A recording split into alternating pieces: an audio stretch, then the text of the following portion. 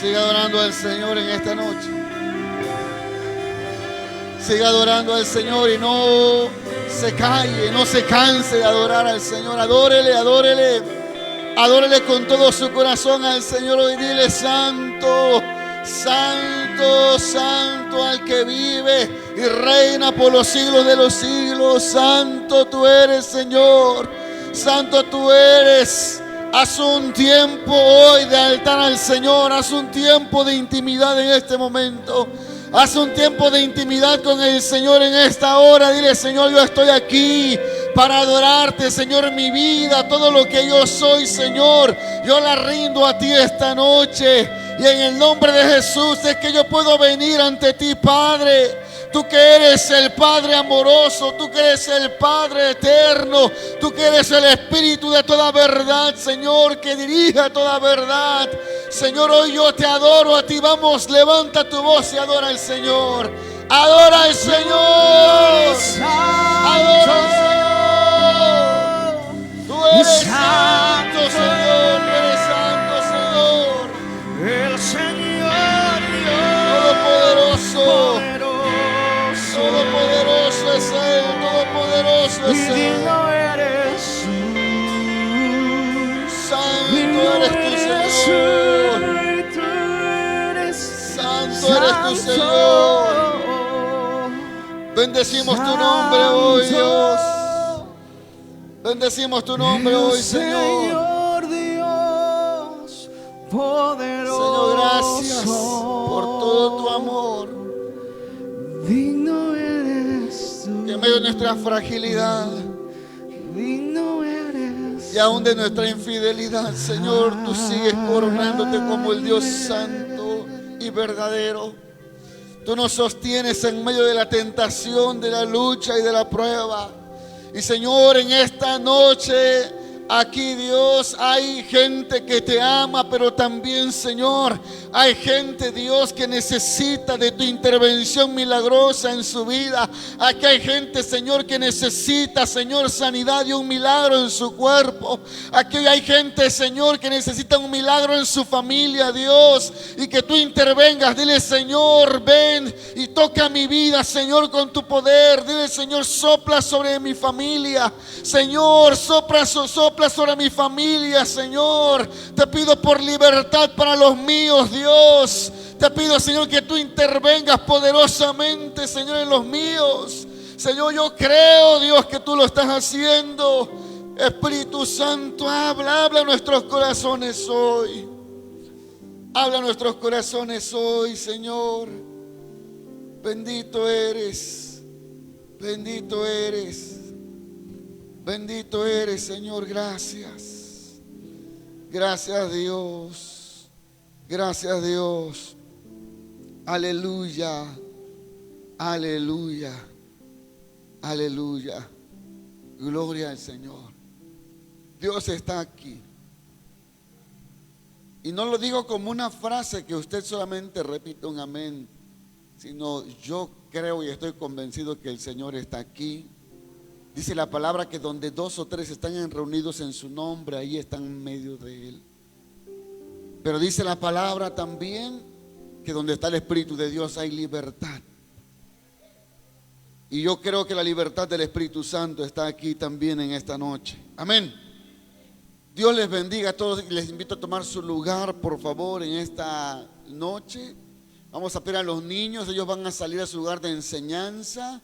Van a salir en orden. Quiero invitarles también y recordarles que este próximo domingo 26 tenemos un tiempo muy especial. Recuerden que este próximo domingo solo tendremos una actividad, solo tendremos un culto a las 11 de la mañana. Iniciamos el culto, no las actividades, porque algunos vamos a estar aquí desde las 9 de la mañana, 9:30 de la mañana, 10 de la mañana. Vamos a estar acá para poder salir el día sábado.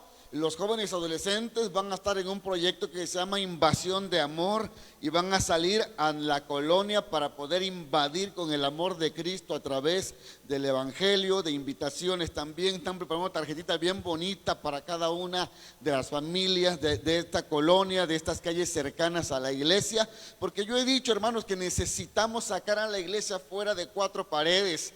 necesitamos un poquito también estar incómodos fuera de este aire acondicionado. ¿A poco no se siente rico estar aquí dentro del aire acondicionado, verdad que sí?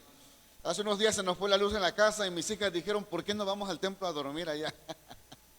Pero no buscamos la comodidad solamente cuando adoramos a Dios. Queremos también adorar en todo lugar y en todo tiempo, bajo cualquier circunstancia. Y este domingo está pronosticado mucho sol, pero estamos orando por un milagro, que el Señor nos dé un tiempo rico, un tiempo donde nos mande una sombra, nos mande el Señor una nubesota, y que pueda estar durante estas 4 horas que queremos estar, a partir de las 10 de la mañana prácticamente hasta las 2 de la tarde. Así es que queremos invitarles para que todos nos unamos este próximo domingo. Vamos a empezar a las 10 de la mañana un evangelismo también con no solamente los adultos mayores, pero también todos los que estén dispuestos a llegar aquí antes de las 10 de la mañana. Van a recibir algunas recomendaciones para saber lo que vamos a hacer. Vamos a hacer 3 cosas. Vamos a salir por grupos, en pareja o en 3 personas. Vamos a salir a invitar a los vecinos para que ellos puedan llegar a las 11 de la mañana, 1 hora después. Pero vamos a también llevarle un poco de amor, un poco de palabra, vamos a evangelizarlos. Pero estamos pidiendo también la colaboración de todos. Miren, a mí me gustan mucho las flores, me gustan mucho las plantas. Y entonces vamos a regalarles una plantita a cada familia. Si usted tiene una plantita, ¿se acuerda que hace unas semanas teníamos llenas de plantas acá? Sí, bueno, rescaté algunas porque algunas ya me las dieron un poquito marchitas, ¿eh? Ya no soy yo responsable de la vida de esas plantitas que me las dieron así. Pero sí, ahí tengo algunas plantitas que voy a traer, porque queremos darle una plantita a cada una de las familias de estas calles, y queremos recolectar entre 40 a 50 plantitas.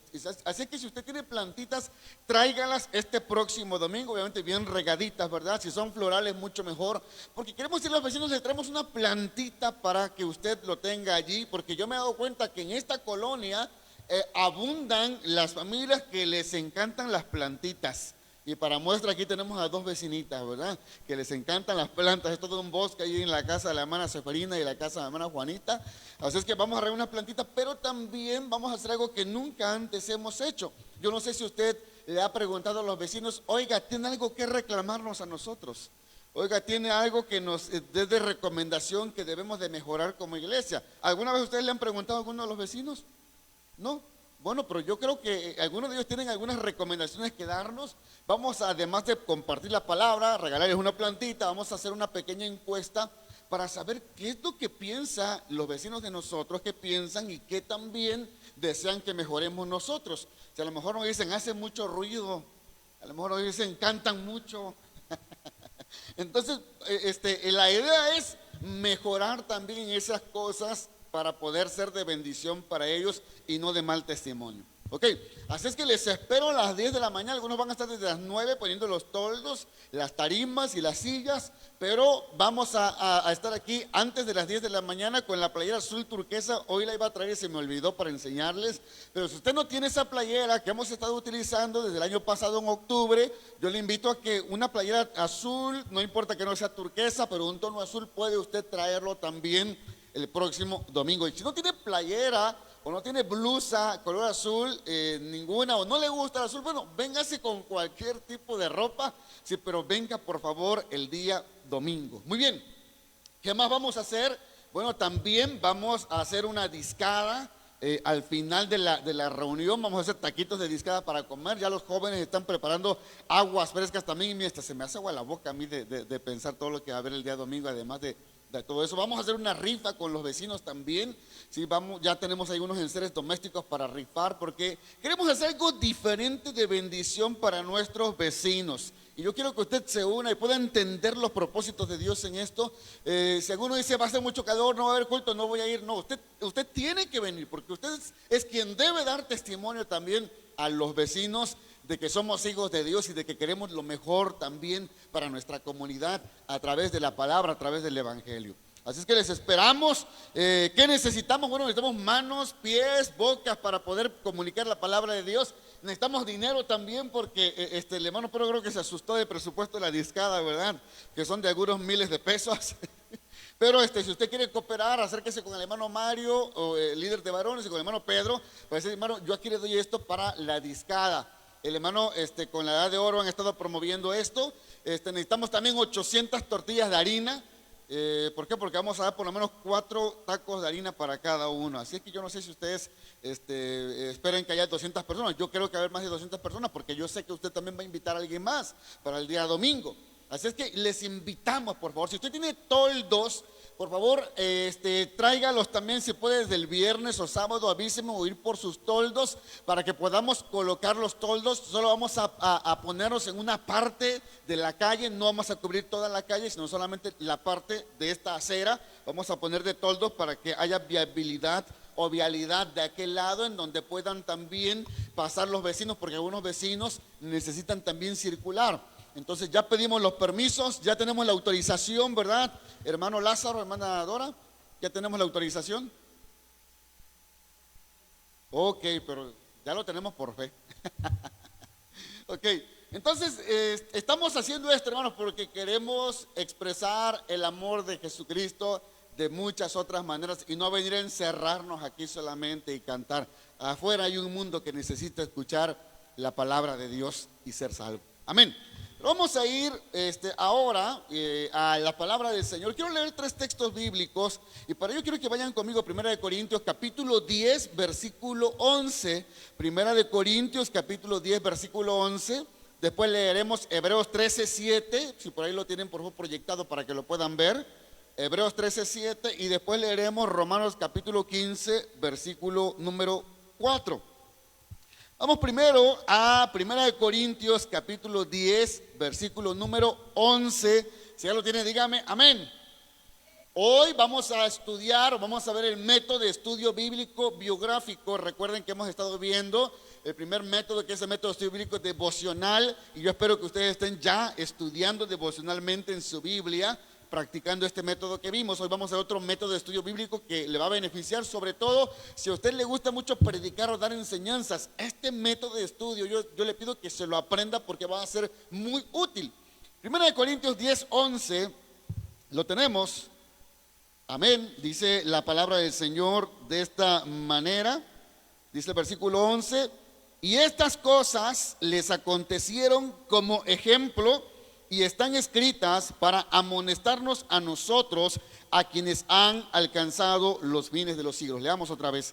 Y estas cosas les acontecieron como ejemplo, y están escritas para amonestarnos a nosotros, a quienes han alcanzado los fines de los siglos. Y lo que estamos viendo aquí en este capítulo número 10 es cómo el pueblo de Israel, lamentablemente, una gran parte de aquella generación que salió de Egipto no entró a la tierra prometida debido a la condición de su corazón, debido a la incredulidad. Y dice la palabra que este ejemplo de personajes, de incidentes, de situaciones quedaron registradas en la Biblia. Dios lo permitió así para que pudiéramos aprender nosotros, para que pudiéramos nosotros ser amonestados y no incurrir también en esos pecados. Vamos ahora a Romanos capítulo número 15 versículo número 4. Romanos 15:4, dice la palabra del Señor de esta manera. Romanos 15:4. ¿Ya lo tenemos? Amén. Dice: porque las cosas que se escribieron antes para nuestra enseñanza se escribieron a fin de que por la paciencia y por la consolación de las Escrituras tengamos esperanza. Note usted esta expresión que usa aquí el apóstol Pablo. Otra vez, lo que se escribió es para que tengamos nosotros no solamente paciencia, pero también consolación, que el Espíritu Santo nos consuele a través de lo que miramos en las historias y los personajes bíblicos que vamos a empezar a estudiar el día de hoy también.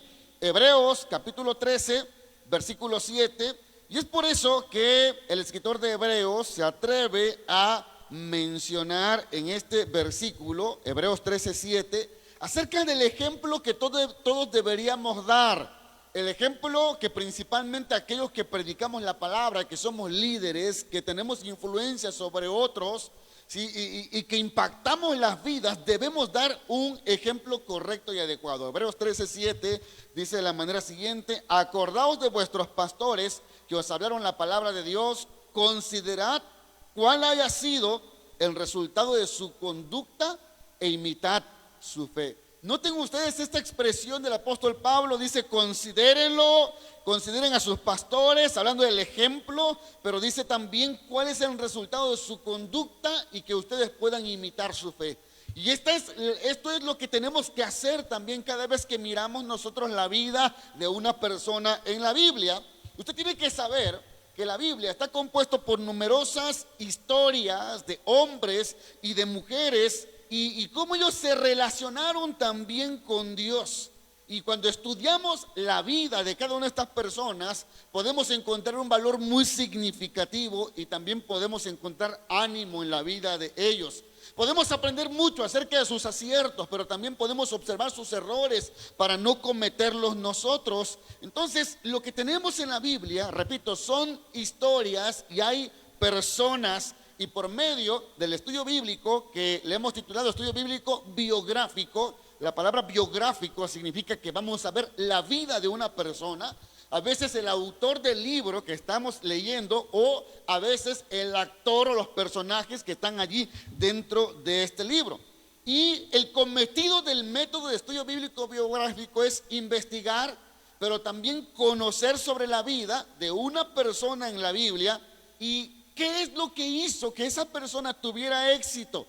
O qué es lo que esa persona hizo para cometer tantos errores y o tener muchos fracasos en su vida. Y cuando realizamos este método de estudio bíblico, lo que queremos hacer es intentar llegar también hasta el corazón de las personas que estamos viendo ahí en estos relatos, poder entender o intentar entender sus pensamientos, poder entender su carácter también mientras estamos estudiándolos, y tenemos que pedirle ayuda a Dios mientras hacemos todo esto para lograr incluso pensar o sentir como el personaje que estamos nosotros investigando. Entonces yo quiero que quede muy claro lo que significa el método de estudio bíblico biográfico. Dije biográfico es estudiar la vida de una persona de tal manera que la aplicación que nosotros podemos obtener de lo que estudiamos en la vida de esta persona, esta aplicación lo podemos obtener cuando examinamos lo que pasó con su vida y lo relacionamos también con nuestra propia vida. Ok, en pocas palabras, usted y yo tenemos que aprender del ejemplo de otros. Bien, ¿cuál es el objetivo del método de estudio bíblico biográfico? Aprender, dije yo, del ejemplo de otros. Así como aprendemos del ejemplo de los líderes que nos presiden, aprender también de los personajes de la Biblia, y eso va a resultar en que crezcamos y maduremos nosotros. Mire, hay gente, dice mi esposa, que hay gente que quiere aprender por la experiencia y hay gente que quiere aprender por la obediencia. Es decir, hay gente que dice, no, yo no quiero aprender de nadie, a mí que me pase. Y cuando le decimos a los jóvenes, no hagas eso, y lo hacen, dicen, es mi vida, déjame experimentarlo. Sí, pero usted y yo sabemos que van a tener graves consecuencias esas decisiones. Entonces hay gente que quiere aprender por su propia experiencia, pero sabe, es mejor aprender por la obediencia cuando miramos el ejemplo en otras personas. Yo no quiero hacer eso, yo no quiero ser como esa persona. ¿Vamos bien? Ok, bueno, entonces la vida de estas personas que nosotros miramos en la Biblia y que el objetivo del método de estudio bíblico biográfico es precisamente meternos en la vida de ella, en lo que miramos en diferentes partes de la Biblia, para aprender, porque la vida de esas personas se convierten en un modelo para nosotros a seguir o en un modelo a evitar. ¿Cuántos quieren ser aquí como Sansón? Nadie quiere ser como Sansón, ¿verdad? ¿Cuántos quieren ser aquí como David? Y uno dice, nada más la parte buena, ¿verdad? La parte mala no. ¿Cuántos quieren ser aquí como Jesús? Amén. ¿Cuántos quieren ser aquí como Judas? Nadie, pero podemos aprender. ¿Qué no debemos hacer? ¿Me estoy explicando?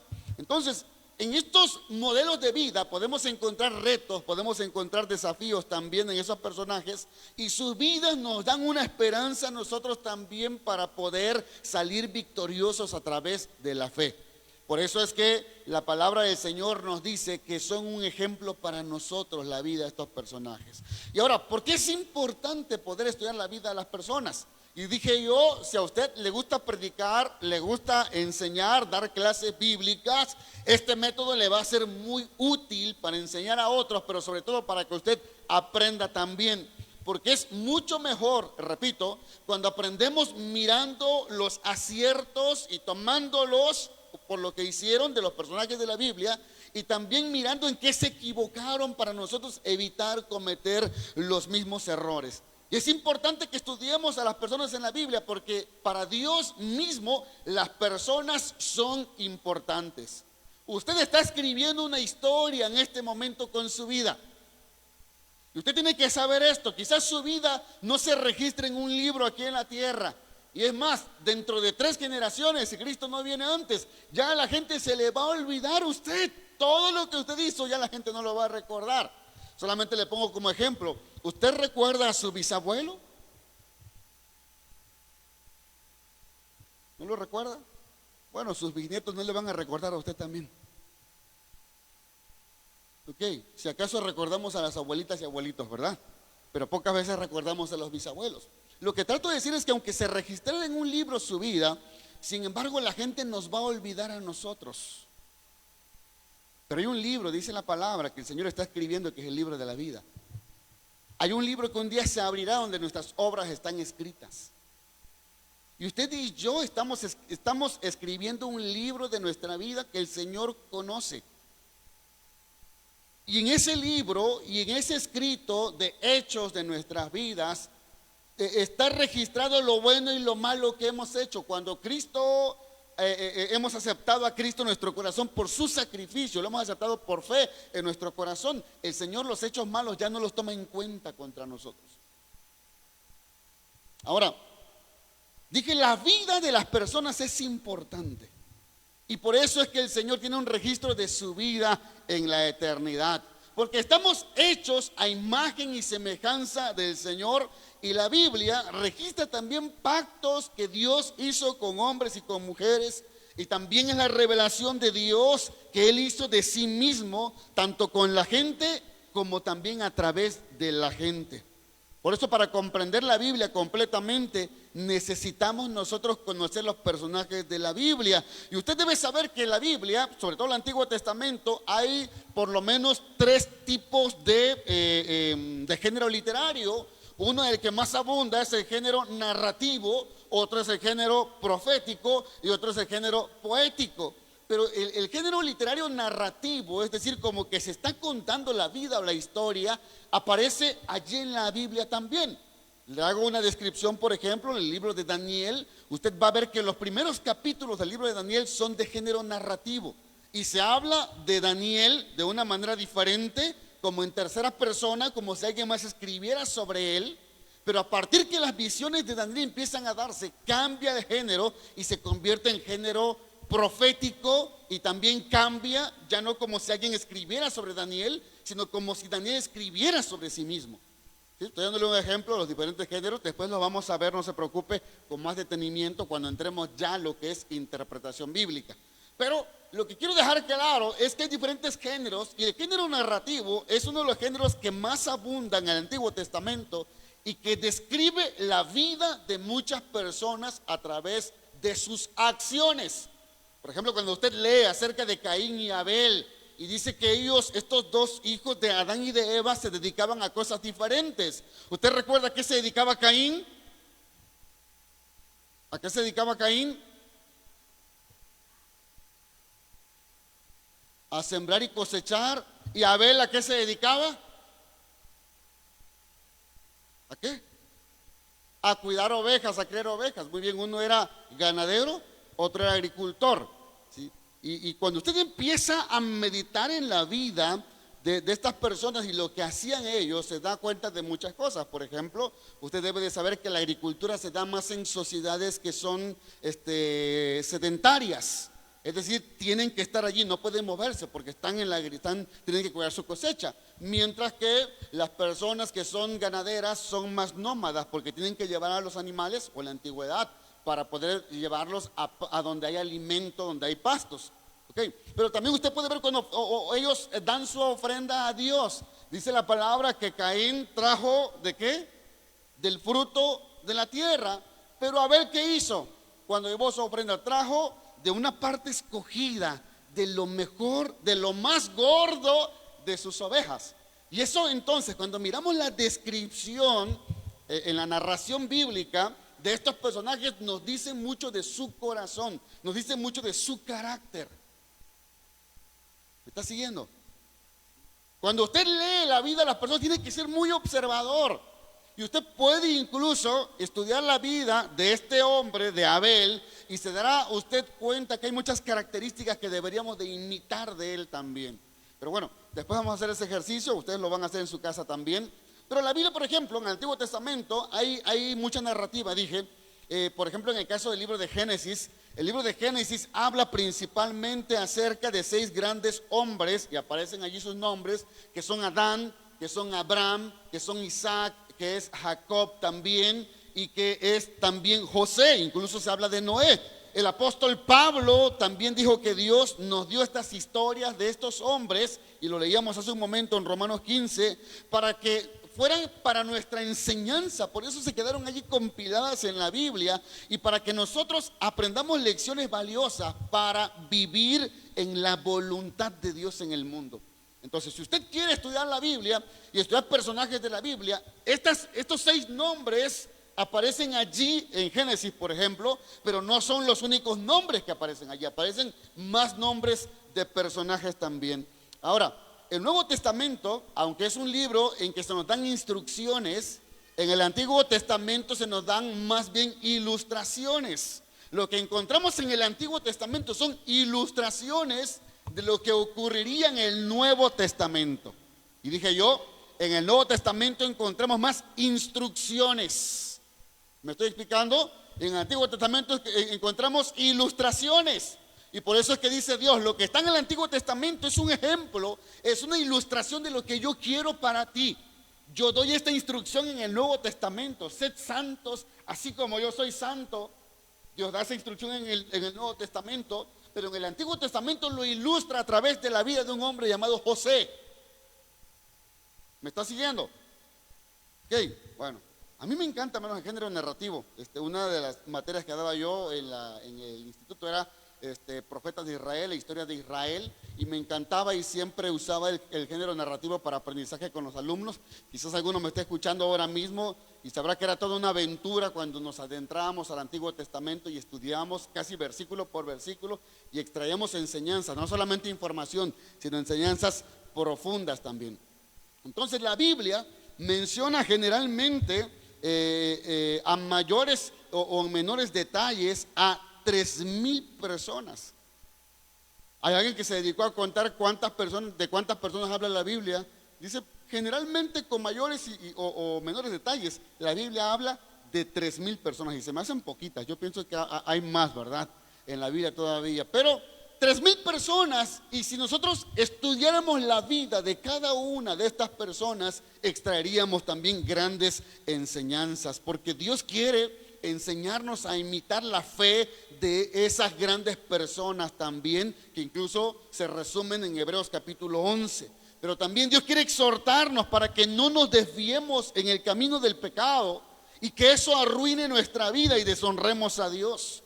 Pero también los versículos que leímos nos dicen que estas enseñanzas están allí para que obtengamos paciencia cuando necesitamos paciencia. Porque cuando usted estudia, por ejemplo, la vida de Job, usted dice, wow, este hombre, ¿qué tan paciente era?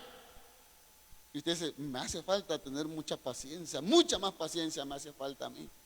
Cuando usted, por ejemplo, ve a un Saúl que se burlan de él cuando lo están coronando como rey, y todo el pueblo reunido en el monte de Mizpa empieza a elogiarlo. Dice, este es el gran rey que Dios ha escogido.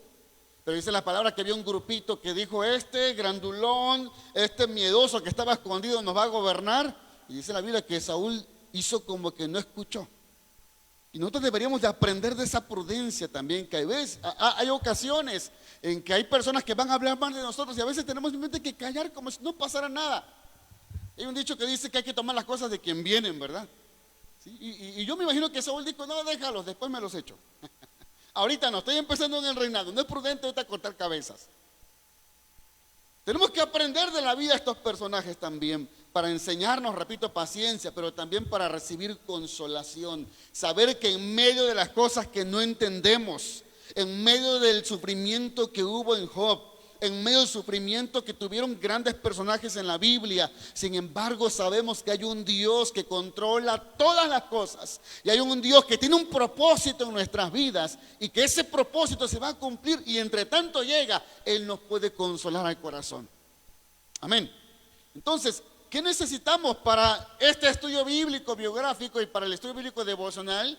Necesitamos herramientas adecuadas también, ¿sí? ¿Y cuáles son las herramientas adecuadas? Lo primero, nuestra Biblia, ¿verdad? Usted tiene su Biblia. La versión que generalmente manejamos nosotros es la versión Reina Valera 1960.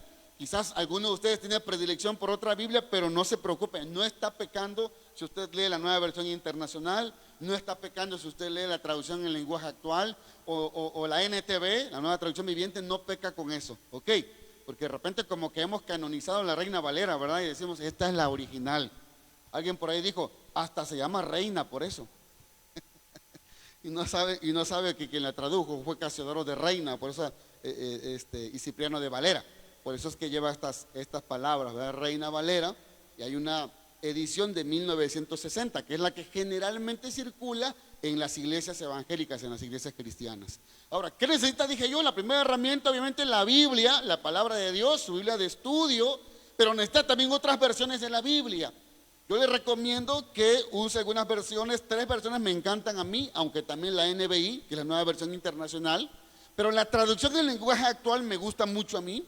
Me gusta también Palabra de Dios para Todos, PDT, o me gusta también la NTV, la nueva traducción viviente. Generalmente son las 3 Biblias de referencia en otras versiones que yo ocupo, además de la Reina Valera. ¿Ok? Así que anote por ahí NTV, PDT y TLA. ¿Ok? Son como medicamentos todo eso, ¿eh? Son versiones de la Biblia, nada más que están en sus, ¿cómo se llaman? Abreviatura, gracias. ¿Qué más necesitamos? Una concordancia también. Si usted no sabe qué es una concordancia, bueno, una concordancia es como si fuera un diccionario más o menos, donde vienen palabras que usualmente aparecen en la Biblia, y aparece esa palabra, las palabras de la A a la Z, y aparece en qué versículos de la Biblia se encuentra esa palabra o se repite esa palabra. Usted puede obtener una concordancia en forma de librito físico, que lo venden en cualquier librería cristiana, o puede también obtener una concordancia digital, se puede descargar desde internet, o en internet mismo usted puede poner solamente ahí en el buscador la palabra y le aparecen las referencias en qué otro lugar de la Biblia se encuentra esa palabra que usted está investigando. A eso le llamamos concordancia. Pero también necesitamos un diccionario bíblico. Hay diferentes tipos y tamaños de diccionarios bíblicos, y también puede recurrir al internet para poder buscar algún concepto que pueda estar un poquito complejo y para que pueda usted entenderlo mejor. Así que son las herramientas básicas, y su libretita y su, muy bien hermana Bárbara, su libretita y su pluma donde pueda usted anotar. Yo admiro mucho principalmente a las mujeres, porque siempre traen, la hermana Juanita, desde que la conozco, siempre trae su libretita. Hace años, de repente aquí deja las hojitas y ya me doy cuenta de lo que escribe usted. Escribe versículos, que no piense que está escribiendo otra cosa, puros versículos bíblicos de los que hablamos en el sermón. Ahora, antes de entrar, porque quiero resumir rápidamente cómo hacer el estudio bíblico biográfico, voy a tocar quizás 3 o 4 puntos de 10 que voy a desarrollar, de 10 pasos para poder estudiar la Biblia biográficamente, o la biografía de las personas. Pero quiero solamente hacer algunas aclaraciones, algunos consejos cuando estudiamos la vida de las personas. Y número 1 es que cuando estudiamos la vida de las personas deberíamos estudiar por los personajes más sencillos, de los que casi no hay información. ¿Sí? Y eso es importante porque, por ejemplo, si usted empieza a estudiar la vida de Jesús, si usted va a encontrar muchísima información de la vida de Jesús, de tal manera que nunca va, bueno, no nunca, exagero con eso, pero va a llevarse mucho tiempo para poder encontrar una enseñanza acerca de la vida de Jesús, porque está buscando toda la información que hay sobre la vida de Jesús. Entonces, como hay muchísima información, entonces yo le recomendaría que no iniciara buscando estudiar la vida de una persona muy conocida en la Biblia. Puede ser que usted, puede ser la mujer samaritana, puede ser un personaje que usted estudie, por ejemplo, Otro caso puede ser también Jefté, puede ser otro personaje. La Tsunamita puede ser otro personaje, la esposa de Salomón, que son personajes que hay bases bíblicas, que hay versículos donde aparecen y que nos dan a nosotros también enseñanza, y no vamos a llevarnos mucho tiempo de investigación. Ya en este método de estudio bíblico ya vamos a investigar. ¿Recuerdan ustedes que les dije que en el método de estudio bíblico devocional no investigábamos? Allí solamente leíamos la Biblia, subrayábamos y decíamos: Señor, ilumíname, esta palabra me llama, ¿qué me estás diciendo? El estudio bíblico devocional era muy superficial. No significa que Dios no puede hablarle, Dios le puede hablar en medio de ese estudio bíblico, pero no podemos quedarnos allí. Por eso es que usted tiene que profundizar más. Otro consejo es que usted tiene que meterse también mientras está investigando la vida de ese personaje, meterse, ponerse en sus zapatos y meterse en su vida, en sus sentimientos. Vuelvo a los personajes Caín y Abel. Y yo quiero que usted pueda imaginar cuando Caín lleva sus hortalizas, lleva la fruta, lleva las verduras que va a ofrecerle a Dios. Ahora hay que entender también que nunca Dios le pidió una ofrenda. Ellos fueron y le dieron la ofrenda. Si fue por iniciativa personal. Y Caín lo dejó, lo llevó y lo hizo como si fuera de mala gana. Pero dice la palabra que Abel no, Abel lo escogió. Abel buscó del primogénito, de lo mejor, incluso dice de lo más gordo de su ganado, llevó lo mejor.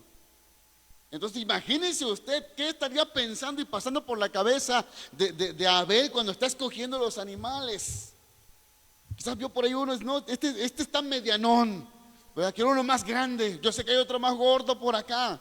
Este está grande, pero se cortó la patita y está cojeando. No, yo quiero un animal perfecto de sacrificio para Dios. Y hay que meterse entonces en la vida del personaje para poder entender la vida de ese personaje.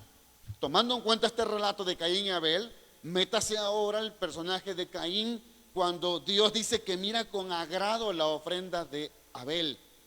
¿Qué pasó por el corazón de Caín? Imagínense cómo se sintió, cómo se siente usted cuando a alguien le gana en una competencia. ¿Cómo se siente? ¿Cómo se sintió hermano Pedro cuando compitió con aquellos jovenazos en el campamento en natación? Injusticia, ¿verdad? Dice el hermano, compitió con muchachos de 20 años y quedó en último lugar el hermano, creo. Y así se sintió Caín. ¿Cómo es posible? Esto es injusto. ¿Por qué miró con agrado la ofrenda de Abel y mi ofrenda no lo mira con agrado? Entonces, hay que meterse en el personaje para poder entender la vida del personaje también. Ahora, tome en cuenta que cuando nosotros estudiamos la vida, los personajes de la Biblia, a veces podemos confundir los nombres de las personas, porque hay nombres que eran muy comunes en la Biblia. Por ejemplo, María era un nombre muy común en la Biblia. No es lo mismo, no es el mismo personaje María, la mamá de Jesús, que María Magdalena. No es el mismo personaje. Entonces tenemos que ver de qué persona se trata, ¿sí? Por ejemplo, tampoco es lo mismo o el mismo personaje hablar acerca de Juan Marcos, que hablar acerca de Juan el apóstol y Juan el Bautista. Son diferentes Juanes. ¿Ok? ¿Me está siguiendo? Si no es el mismo Juan, son diferentes Juanes. Entonces, no hay que confundirse, porque muchas veces podemos estudiar la vida de Juan el Bautista y de repente meter la vida de Juan Marcos y decir que es el mismo. No es el mismo. Son diferentes personajes. Bien, por ejemplo, en la Biblia aparecen nombres muy frecuentes como el nombre de Zacarías, que aparece unas 30 veces. Vamos a apagar un aire, por favor, rápidamente. Acá abajo, arriba nada más está prendido uno. Rápidamente apaguen uno aquí, por favor. Vamos a esperar unos segundos. Ok. Bien. Entonces, aparecen, dije, por ejemplo, Zacarías, 30 personajes con el nombre de Zacarías. Natán es un nombre que aparece para por lo menos 20 personas diferentes. Aparece también el nombre de Judas para 8 personas diferentes. Aparece el nombre de Jonatán para 15 personas diferentes. Aparece el nombre de Santiago para 5 personas diferentes. Aparece el nombre de María para 7 mujeres diferentes. Aparece el nombre de Juan para 5 personas diferentes. Entonces hay que tener mucho cuidado cuando nosotros miramos el nombre de una persona y la volvemos a encontrar, y por eso tenemos que investigar que sea la misma persona o el mismo personaje. Por el otro lado también debemos tomar en cuenta que a veces la Biblia usa el nombre de una persona, pero la Biblia, recuerden ustedes que fue escrito en hebreo, en griego y en arameo. Y muchas veces estas lenguas se entremezclan en el Nuevo Testamento. Y a veces encontramos nosotros, por ejemplo, el nombre del apóstol Pedro, y lo encontramos a veces con el nombre de Simón, y a veces lo encontramos en Corintios. En 1 Corintios lo encontramos con el nombre de Cefas, y es la misma persona. ¿Me estoy explicando? Entonces debemos de ser muy cuidadosos con eso. Ahora, vamos al primer paso para poder estudiar la Biblia de manera biográfica. Y el primer paso es escoger a un personaje para estudiar y para aprender. ¿A cuál personaje va a escoger a usted? Yo siempre les he dicho, escojan al que más se parece a usted. Amén. A Pedro. Es que así como era Pedro de atrevido y de broncudo, de bravo, de aventado, así soy yo. Alguien puede decir, es que yo soy muy melancólico, pero me la paso llorando. Yo soy una persona que me la paso siempre tristeando. Yo creo que me parezco más al apóstol Juan, o creo que me parezco más a Jeremías, porque me dicen algo y luego me pongo a llorar. Pues entonces póngase a estudiar al profeta Jeremías. ¿Está siguiendo? O usted dice, sabe que estoy pasando por una angustia, por una situación incomprensible muy fuerte, por una enfermedad, por una dificultad, y yo me identifico con Job. Estudie Job. O usted dice, ¿sabe qué? A mí mis padres me abandonaron, mis hermanos no me quieren, y cuando leo a José me identifico con José. Estudie la vida de José. ¿Me va siguiendo?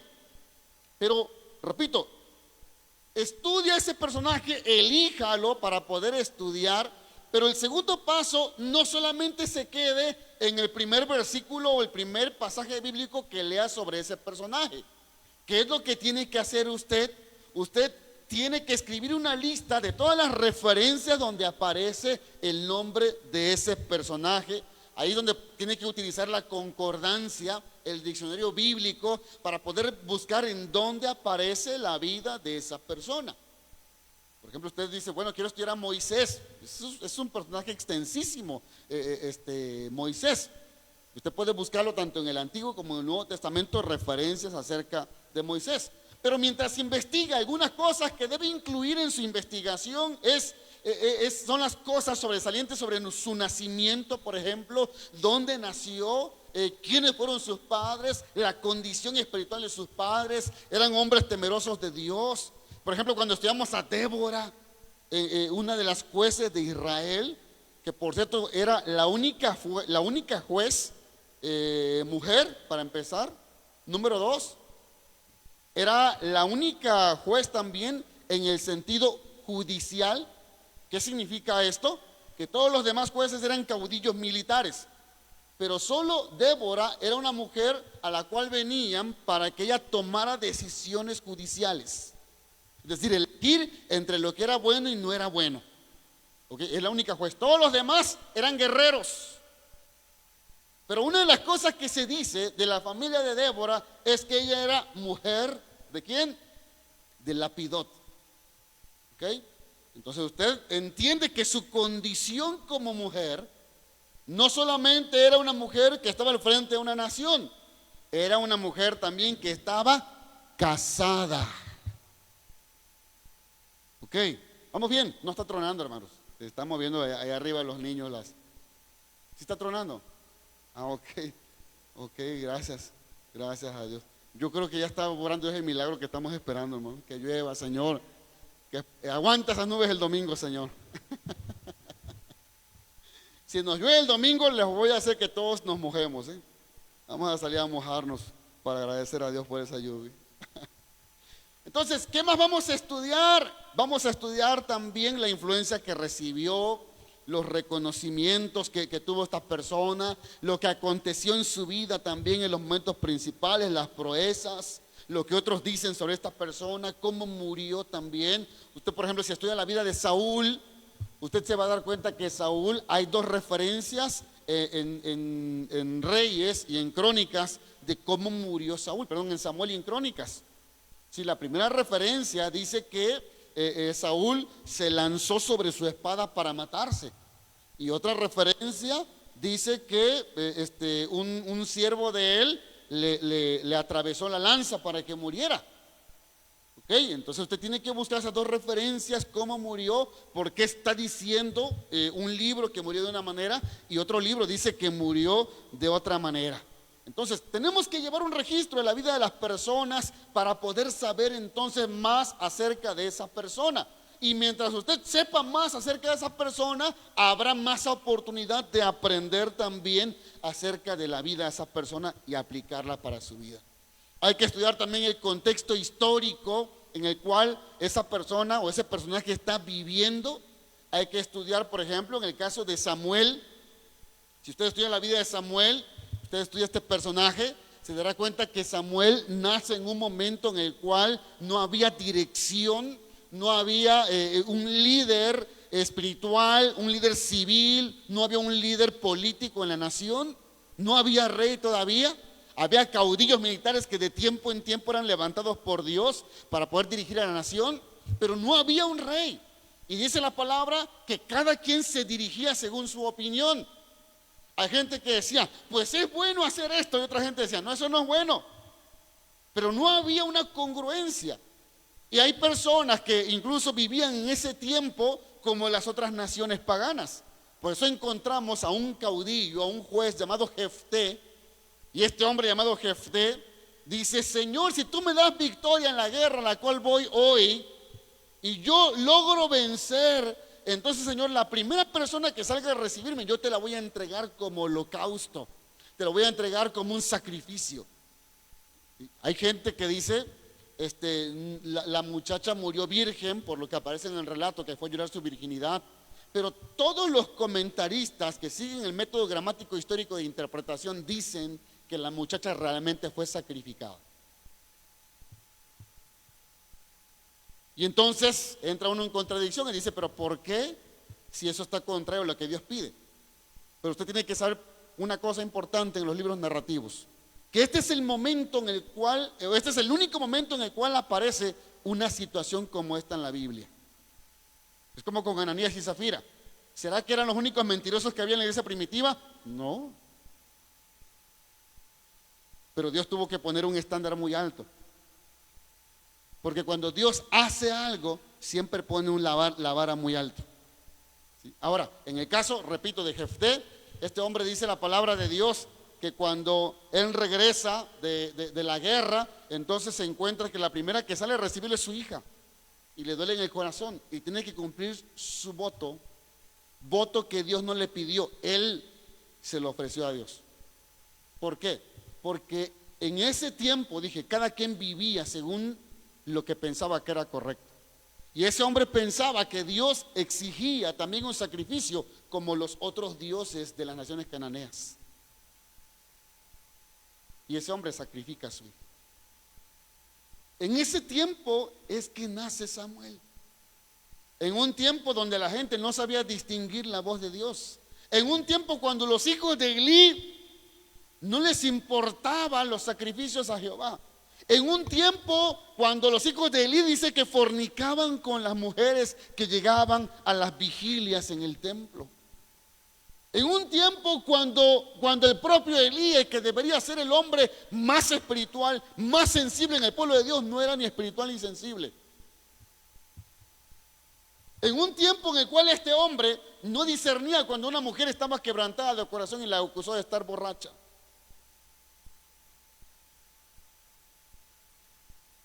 En ese tiempo nace Samuel. Se empieza a escuchar la voz de Dios una vez más. Y usted estudia la vida de Samuel y se dará cuenta que cada vez que se habla algo bueno de Samuel, inmediatamente en el relato aparece algo malo de los hijos de Elí.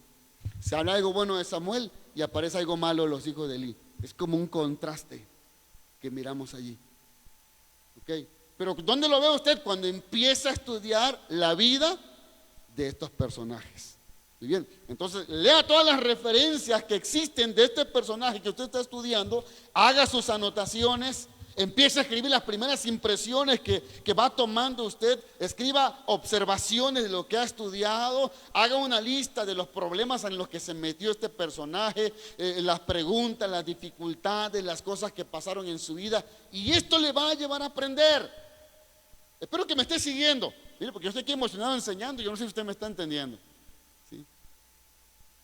Espero que esté entendiendo lo que trato de decirle, asimilando lo que trato de decirle. Si podemos estudiar nosotros la Biblia y podemos estudiar la vida de las personas, pero tenemos que hacerlo de la manera correcta para extraer las mayores enseñanzas. Ok, lea esas referencias y empiece a poner un orden cronológico de la vida de esa persona conforme lo va estudiando. ¿Sí? Empiece a poner un orden. ¿Sí?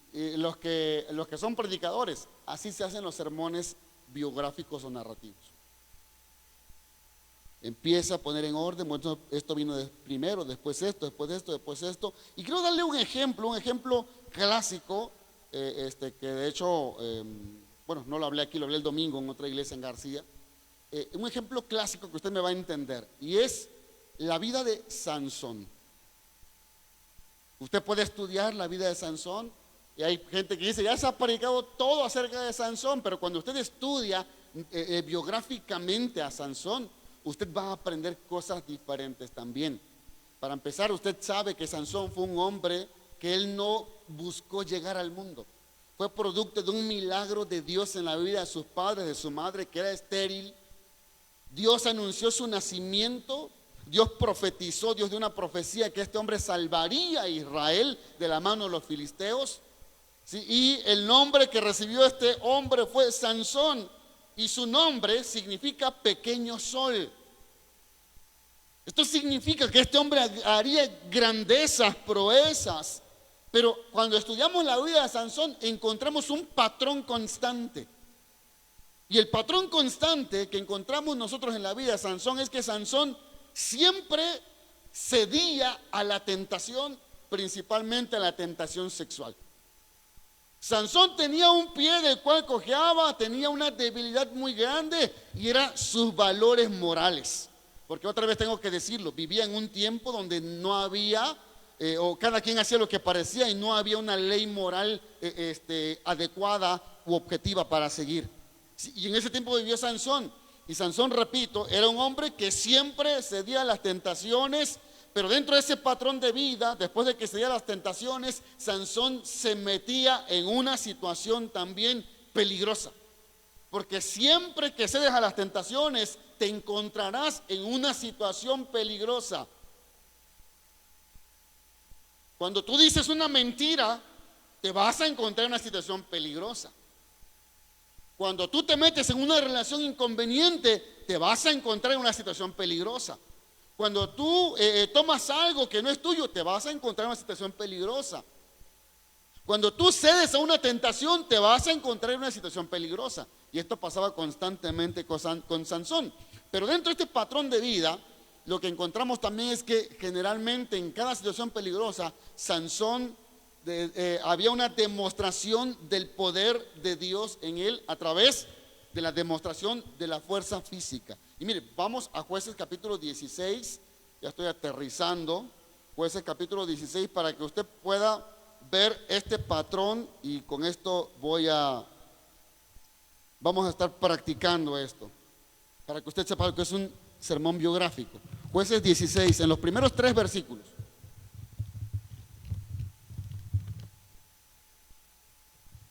¿Ya estamos ahí? Note esta progresión de este patrón que acabo de decir. Versículo 1. Fue Sansón a Gaza y vio allí a una mujer ramera y se llegó a ella. Note el primer paso de este patrón que dije. Este hombre cedía a la tentación. segundo versículo. Y fue dicho a los de Gaza: Sansón ha venido acá. Y lo rodearon y acecharon toda aquella noche a la puerta de la ciudad, y estuvieron callados toda la noche diciendo: hasta la luz de la mañana, entonces lo mataremos. Segundo paso en este patrón de la vida de Sansón. Segundo paso, y el segundo paso es que se encontró en una situación peligrosa. Verso 3. Mas Sansón durmió hasta la medianoche, y a la medianoche se levantó, y tomando las puertas de la ciudad con sus dos pilares y su cerrojo, se las echó al hombro y se fue y las subió a la cumbre del monte que está delante de Hebrón. Tercer paso en este patrón, hace una demostración de su fuerza. Pero con este patrón, y como resultado de este patrón que Sansón siguió en su vida, ¿dónde miramos esto? ¿Cómo lo aprendemos esto? Cuando estudiamos su vida. Como resultado de este patrón, Sansón cayó en manos de Dalila y finalmente Sansón murió. Pero ¿qué podemos aprender nosotros? ¿Qué podemos aprender cuando estudiamos la vida? Yo aquí resumí muchas cosas de investigación. Me fui directo para poder encontrar una verdad, y es que había un patrón en la vida de Sansón. Pero ¿qué podemos aprender? Número uno, podemos aprender que Sansón murió sin cumplir el propósito de Dios para su vida. Mire cómo termina la vida de Sansón, por favor. Capítulo 16 de Jueces. ¿Ya estamos ahí? Después de que él muere, dice el versículo 31. Bueno, el final del versículo 30 dice: los que mató al morir fueron muchos más de los que había matado durante su vida. Y descendieron sus hermanos y toda la casa de su padre, y la tomaron y le llevaron y le sepultaron entre Sora y Estaol, en el sepulcro de su padre Manoa, y él juzgó a Israel 20 años. Pero yo quiero que mire ahora en el capítulo 5, versículo 31, Jueces 5, 31. ¿Ya estamos ahí? Jueces 5, 31. Dice así: así perezcan, y este es el canto de Débora, así perezcan todos tus enemigos, oh Jehová, mas los que te aman sean como el sol cuando sale en su fuerza. Y la tierra reposó, ¿cuántos años? 40 años. Vamos a un capítulo 3, verso 30. Hablando ahora de Ahot, dice 3:30 de Jueces: así fue subjugado Moab aquel día bajo la mano de Israel, y reposó la tierra 80 años. ¿Por qué decimos nosotros que Sansón murió sin cumplir el propósito que Dios tenía para su vida? Porque la historia no termina como los demás jueces. Cada vez que un juez cumplió el propósito de Dios, la historia termina y la tierra reposó. Pero cuando muere Sansón, dice: y él juzgó 20 años a Israel, pero la tierra no reposó. ¿Me está siguiendo? Pero ¿por qué le sucedió esto a Sansón? Y aquí es donde usted, cuando estudia la vida de Sansón, va a descubrir estas verdades que a veces pasamos por alto. Hay varias cosas que Sansón hizo y que son visibles en la historia cuando estudiamos estos capítulos. Pero hay cosas que Sansón no hizo y también son visibles en la historia. Una de las cosas que Sansón no hizo fue orar. La única ocasión que la Biblia registra que Sansón oró fue antes de morir. Pero hay otra cosa importante que quiero resaltar, que aprendemos cuando leemos la vida de un personaje como este. Y es que este hombre se desconectó de los miembros del pueblo de Dios. Siempre miramos a Sansón solo. Pero ¿sabe con quién sí se conectó? Con los que no debería. Siempre lo miramos con mujeres. Incluso los mejores amigos de Sansón, al principio de la historia, eran filisteos.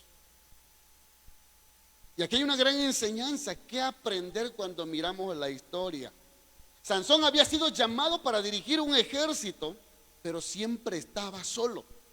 Sansón fue llamado para dirigir no solo, sino acompañado. Pero lo que miramos en la historia es que nunca Sansón está dirigiendo a alguien. Pero tampoco miramos a Sansón que tuviera a un consejero cerca de él, a alguien al cual le rindiera cuentas, a alguien que le dijera a Sansón: Sansón, no hagas eso. Y esa fue una de las grandes razones de la caída también de Sansón. Y eso es lo que tiene que ser relevante para nosotros también. Estoy dándole lo que he aprendido de la historia de Sansón a través del estudio biográfico. Esto debe ser importante para nosotros también. Si usted y yo no mantenemos nuestra conexión con los demás miembros del pueblo de Dios, vamos a ser más vulnerables a la tentación. Si no se mantiene usted en el cuerpo de Cristo en conexión, va rumbo hacia la muerte espiritual, porque lo que usted puede ver en la historia es que antes de que este hombre muriera físicamente, había muerto espiritualmente. Hay gente que dice, yo no necesito a la iglesia, yo no necesito ir al templo, yo busco a Dios en mi casa. Obviamente los que dicen esto no están aquí, ¿verdad? Así que no se sienta mal usted. Pero sabe que nunca en la Biblia la palabra iglesia es una entidad individual. Siempre en la Biblia la iglesia es una entidad corporativa. Y cuando estudiamos la vida de Sansón, nosotros podemos entender que cuando tú mantienes tu conexión al pueblo de Dios, al cuerpo de Cristo, tú te sitúas en un ambiente, en un entorno para crecer espiritualmente. ¿Sabes cómo es que los animales salvajes cazan a sus presas? Primero buscan a la que está más vulnerable, más débil, enferma, pequeña, recién nacida, herida, y después lo aíslan del resto de la manada. Y ya que lo aíslan, está indefenso y es una presa fácil. Hay personas que dicen, es que no estoy bien, ¿cómo voy a buscar de Dios? Y a veces he tenido que hacer llamadas, mensajes, oye, ¿cómo estás? No te he visto, hermano, ¿qué ha pasado? Es que no estoy bien, por eso no he ido. Le digo, pues es que la iglesia no es un museo de gente perfecta, es un hospital donde vamos gente lastimada, herida, necesitada. Y entonces les cuento la historia de Sansón. Porque lo que miramos en Sansón es algo que tenemos que reconsiderar cuando tú estudias su vida. Te darás cuenta que Sansón sí estuvo rodeado de personas, pero no de las que necesitaba estar rodeado. Estaba rodeado con gente que aumentaba su vulnerabilidad. Y tú y yo necesitamos estar rodeados de gente en un entorno de personas que nos ayuden a crecer espiritualmente. A mí me preocupa, me da tristeza cuando hay gente que dice, hay mejores amigos en el mundo que en la iglesia. Y sabes, quizás la gente que te lastimó, que te ofendió, te dé argumentos para eso. Pero yo tengo que decirte que esa es una mentira del diablo. Y yo tengo que decirte que precisamente la gente en la iglesia te lastima, te hiere y te ofende, porque es la manera en que Dios nos permite expresar el amor para perdonar a otros. Y a lo mejor cuando llegaste esta noche no pensaste que iba a hablar acerca de esto, pero el Señor me dio esto para ti. El entorno en el cual estaba Sansón no era el entorno adecuado para que él creciera espiritualmente. Era el entorno adecuado para que él muriera espiritualmente. Porque en ese entorno no había nadie que le dijera, estás mal, Sansón. Y a nosotros nos gusta estar entre la gente que no nos llama la atención, ¿verdad? Cuando estamos mal. Y por eso a veces hasta bloqueamos gente, porque nos dice la verdad. De repente me doy cuenta que ya no le entran los mensajes a algunas personas. Digo, ¿por qué? Ah, ya entendí. Dije, no quiere que le llame la atención. O hay gente que se aleja. Déjame decirte que tienes que reconsiderar. Tienes que mirarte en la historia de Sansón. Sansón no tuvo una persona que le dijera, Sansón, estás menospreciando el regalo que Dios te dio. Sansón está jugando con la gracia. Sansón, no estás cumpliendo con el llamado que Dios te llamó a cumplir. ¿Cuántos Sansones podrás haber aquí hoy? ¿Cuántos Sansones estarán hoy no solamente jugando con la gracia, sino alejándose del ambiente y del entorno que Dios quiere usar para que tú crezcas espiritualmente? Y tú dices, no, aquí estoy mejor, en este entorno estoy mejor, porque aquí nadie me dice nada. Pero necesitas un entorno de crecimiento, porque solamente tú podrás ser tan fuerte como las personas que te rodean. Y si la gente con la que te envuelves y la que te rodea es gente que no tiene valores del reino, cuidado. ¿Qué le estaban diciendo los amigos filisteos de Sansón a Sansón? Voy a hablar en lenguaje lo más mundano que pueda hablar yo acá, ¿sale? Sin caer en el pecado, pienso yo. Me imagino que había una filistea y decía, órale Sansón, llégale. Está para ti, están como te gustan, Sansón. Sansón ya me dijo que tú le gustas. No pierdas tiempo, Sansón. Pero si hubiera allí alguien cerca de él en un entorno que le ayudara a crecer, le diría, Sansón, ten cuidado. No juegues con lo que Dios te dio. ¿Cuántos Sansones habremos aquí hoy que estamos menospreciando la gracia que Jesús nos dio en la cruz? ¿Cuántos Sansones habremos aquí hoy que nos han lastimado? Voy a decir esto porque sé que es palabra de Dios para ti. Esta iglesia tiene una visión del corazón de Dios, un lugar que sea de esperanza y de restauración para ti, para tu corazón. Pero yo tengo que decirte que esta iglesia ha sido reconstruida de parte de Dios, porque muchas personas que están en esta iglesia han venido de otras congregaciones también. Muchas otras personas fueron cristianas en el pasado, se alejaron del Señor y hoy están acá. Y vienen con el corazón roto, lastimado. Algunos vienen pelones como Sansón. Algunos vienen ciegos como Sansón.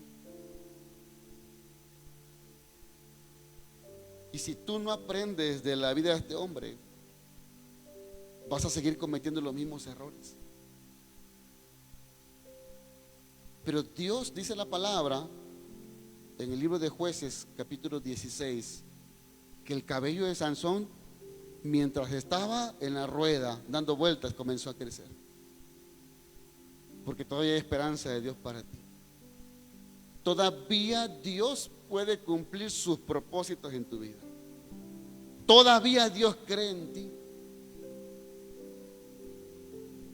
Todavía Dios tiene grandes expectativas y confía en ti, aunque otros no confíen ya. Para muchos Sansón era una burla, un despreciado, un inservible, un juguete. Y así nos sentimos a veces nosotros. Pero Dios dice, yo sigo confiando en ti.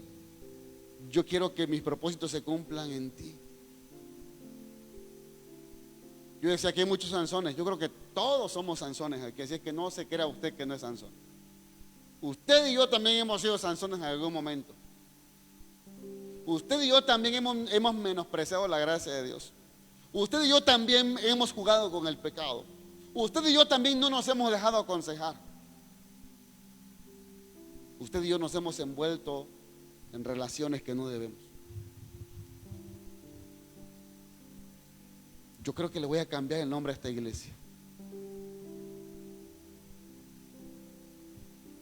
La iglesia de los Sansones.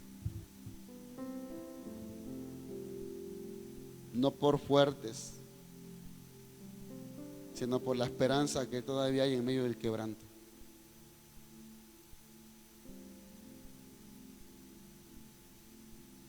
Yo quiero decirle hoy a Dios: Señor, ayúdame a entender a cada personaje de la Biblia y la enseñanza que tú quieres hablarme hoy. ¿Por qué no llega a su casa? Oye, estudia otra vez la vida de Sansón y deja que Dios le hable. ¿Por qué no llega a su casa y estudia al profeta Jeremías? Alguien por ahí dijo: yo soy llorón como Jeremías. Estudia al profeta Jeremías, deje que Dios le hable. Pero deje que Dios le hable. Póngase de pie en esta noche. Si usted quiere tomar un tiempo para venir al altar y decirle: Señor, yo quiero reconsiderar hoy mi camino. Señor, yo sé que tú eres un Dios de oportunidad.